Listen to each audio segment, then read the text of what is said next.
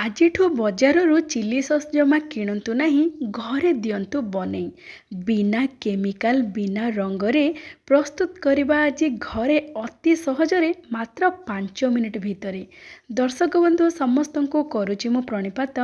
ମା ଗେଲୁ ହାଣ୍ଡିଶାଳକୁ ଆପଣମାନଙ୍କୁ ବହୁତ ବହୁତ ସ୍ୱାଗତ। ସବୁଠୁ ସହଜ ଉପାୟରେ ମାତ୍ର 5 ମିନିଟ୍ ଭିତରେ ଆସନ୍ତୁ ଚିଲି ସସ୍ କରିବା ପ୍ରସ୍ତୁତ। ଦର୍ଶକ ବନ୍ଧୁ ଆମେ ଆଜି ଯେଉଁ ଚିଲି ସସ୍ ପ୍ରସ୍ତୁତ କରିବା, କଞ୍ଚା ଲଙ୍କା ସେଥିପାଇଁ ଦରକାର। ଗ୍ରୀନ୍ ଚିଲି ସସ୍ ପାଇଁ ଆମେ କଞ୍ଚା ଲଙ୍କା ନେଇଛୁ ଏଠି, ରାଗ ଲଙ୍କା ଯେତିକି ଆଉ ଅଳ୍ପ ରାଗ ଲଙ୍କା ମଧ୍ୟ ସେତିକି। ଏ ଯେଉଁ ବଡ଼ ଲଙ୍କା ଦେଖୁଛନ୍ତି ଯେଉଁଥିରେ ଆମେ ଲଙ୍କା ଚପ୍ ପ୍ରସ୍ତୁତ କରନ୍ତି, ସେଇ ଲଙ୍କା ମୁଁ ଯେତିକି ନେଇଛି, ରାଗୁଆ ଲଙ୍କା ମଧ୍ୟ ସେତିକି ନେଇଛି। ଏଠି ମୁଁ 200 ଗ୍ରାମ ହେଇକି 400 ଗ୍ରାମର ଲଙ୍କା ନେଇଛି। ପ୍ରଥମେ ଆମେ ଲଙ୍କାର ଡେମ୍ଫକୁ ଛିଣ୍ଡେଇ ଦେବା। ଆଉ ଯେତେବେଳେ ଚିଲି ସସ୍ ପ୍ରସ୍ତୁତ କରିବେ ତାଜା ଲଙ୍କା ନେବେ, ବହୁତ ଦିନ ପର୍ଯ୍ୟନ୍ତ ରହିବ, ବିଲକୁଲ ଖରାପ ହେବନି। ଆପଣମାନେ ଫ୍ରିଜରେ ରଖିକି 6ରୁ 7 ମାସ ପର୍ଯ୍ୟନ୍ତ ଆରାମରେ ବ୍ୟବହାର କରିପାରିବେ। ଏମିତିରେ ଦୋକାନରୁ ଚିଲି ସସ୍ କିଣିଲେ ଆପଣମାନଙ୍କର ରଙ୍ଗ କିମ୍ବା କେମିକାଲ ମିଶା ହେଇକି ଆସୁଥିବ। ଆପଣମାନେ ଘରେ ଯଦି ପ୍ରସ୍ତୁତ କରିବେ ଶସ୍ତାରେ, ସହଜରେ, ବିନା ରଙ୍ଗ ବିନା କେମିକାଲରେ ପ୍ରସ୍ତୁତ କରିପାରିବେ। ଏଠି ଦେଖନ୍ତୁ ଆମେ ଲଙ୍କାର ଡେମ୍ଫ ଛଡ଼େଇକି ତାକୁ ଭଲ ଭାବରେ ଧୋଇଦେବା। ତା ସହିତ ନେବା ଗୋଟେ ବଡ଼ ସାଇଜର ଆଳୁ। ତାମାନେ କଞ୍ଚା ଲଙ୍କା ଯେତିକି ନେବେ ତାର ଅଧା ପାଖାପାଖି ନେବେ କଞ୍ଚା ଆଳୁ। ଆଳୁକୁ ମଧ୍ୟ ଚୋପା ଛଡ଼େଇକି ଛୋଟ ଛୋଟ ଖଣ୍ଡ କରିକି କାଟିକି ତାକୁ ଧୋଇକି ନେବା। ତା ସହିତ ଲଙ୍କାକୁ ମଧ୍ୟ ଟିକେ ଛୋଟ ଛୋଟ ଖଣ୍ଡ କରିଦେବା। ମାତ୍ର 5 ମିନିଟ୍ ଭିତରେ ଆମେ ପ୍ରସ୍ତୁତ କରିବା ଆଜିର ଚିଲି ସସ୍କୁ। ପ୍ରେସର କୁକରରେ ଦେଇଦେବା ଲଙ୍କା ଆଉ ଆଳୁ। ତା ସହିତ ଦେଇଦେବା ଗୋଟେ ଚାମଚ ଧନିଆ, ଗୋଟା ଧନିଆ ନେବା, ବହୁତ ବଢ଼ିଆ ବାସ୍ନା ଆସିବ, ସ୍ୱାଦ ବି ବହୁତ ବଢ଼ିଆ ରହିବ। ସ୍ୱାଦ ଅନୁସାରେ ଦେଇଦେବା ଲୁଣ, ଗୋଟେ ଛୋଟ ଚାମଚ ଦେବା ଚିନି। ଚିନିରେ ବିଲକୁଲ ମିଠା ହେବନି, ଟିକେ ବାଲାନ୍ସ ହେଇକି ରହିବ ସ୍ୱାଦଟା। ତା ସହିତ ଅଧା ଇଞ୍ଚର ଖଣ୍ଡେ ଅଦା, ରସୁଣ ଗୋଟେ ବୁଦା ବା 10ରୁ 12 କୋଲା ରସୁଣ। ତା ସହିତ ଅଳ୍ପ ଦେବା ପାଣି, 2 ଚାମଚରୁ 3 ଚାମଚ ଦେବା ପାଣି। ଆଉ ଗୋଟେ ଚାମଚ ଜିରା ମଧ୍ୟ ପକାଇଦେବେ। ମୁଁ ଜିରା ପକାଇବାକୁ ଭୁଲି ଯାଇଥିଲି।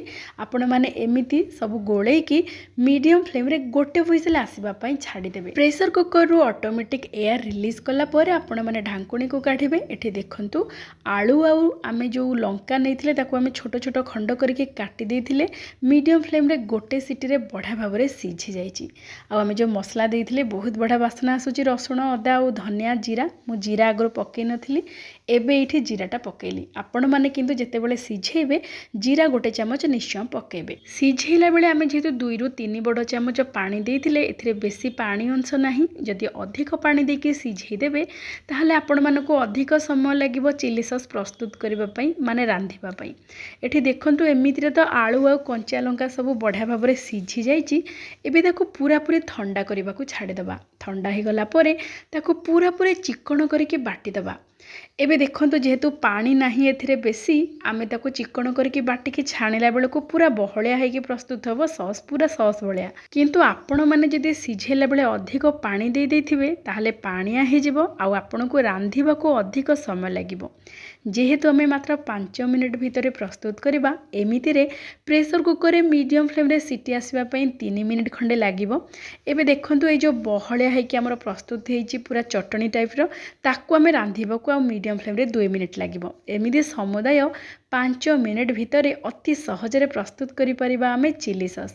ଏଠି ଆମେ ୟାକୁ ଭଲ ଭାବରେ ଛାଣିକି ଯେଉଁ ଖଦଡ଼ା ଅଂଶ ତାକୁ ବାହାର କରିଦେବା। ଏବେ ଦେଖନ୍ତୁ ଲଙ୍କା ଆଉ ଆଳୁର ଯେଉଁ ଚଟଣି ଭଳିଆ ଦେଖାଯାଉଛି, ତାକୁ ଏବେ ଆମେ ଚୁଲିରେ ବସେଇକି ମିଡ଼ିୟମ୍ ଫ୍ଲେମ୍ରେ 2 ମିନିଟ୍ ପର୍ଯ୍ୟନ୍ତ ଆପଣମାନେ ରାନ୍ଧିଦେବେ। ଭଲ ଭାବରେ ଯେତେବେଳେ ଟିକେ ଫୁଟିବାକୁ ଲାଗିବ, ତାପରେ ଆପଣମାନେ ଏଠି ଦେଇଦେବେ 4ରୁ 5 ବଡ଼ ଚାମଚ ଭିନେଗାର। ଭିନେଗାର ଦେଲେ କ'ଣ ହେବ ନା, ବହୁତ ଦିନ ପର୍ଯ୍ୟନ୍ତ এই ସସ୍ ନଷ୍ଟ ହେବନି ଆଉ ଫ୍ରିଜରେ ରଖିକି 6 ମାସ ପର୍ଯ୍ୟନ୍ତ ଆପଣମାନେ ବ୍ୟବହାର କରିପାରିବେ।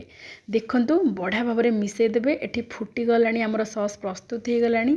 ଏବେ ଆମେ ଲୁଣ, ଚିନି ସବୁ ତ ଦେଇଦେଇଛେ, ଆଉ କିଛି ଦେବାର ଆବଶ୍ୟକତା ନାହିଁ। କେବଳ ଟିକେ ଆମେ 2 ମିନିଟ୍ ଫୁଟାଇ ସାରିବା ପରେ ଭିନେଗାର ପକାଇକି ଗୋଳେଇକି ତାକୁ ପୁରାପୁରି ଥଣ୍ଡା କରିଦେବା। ଏଠି ଦେଖନ୍ତୁ ଥଣ୍ଡା ହେଇସାରିବା ପରେ ବି କେତେ ବହଳିଆ ହେଇଛି, ପୁରା ଯେମିତି ବଜାରର ଚିଲି ସସ୍।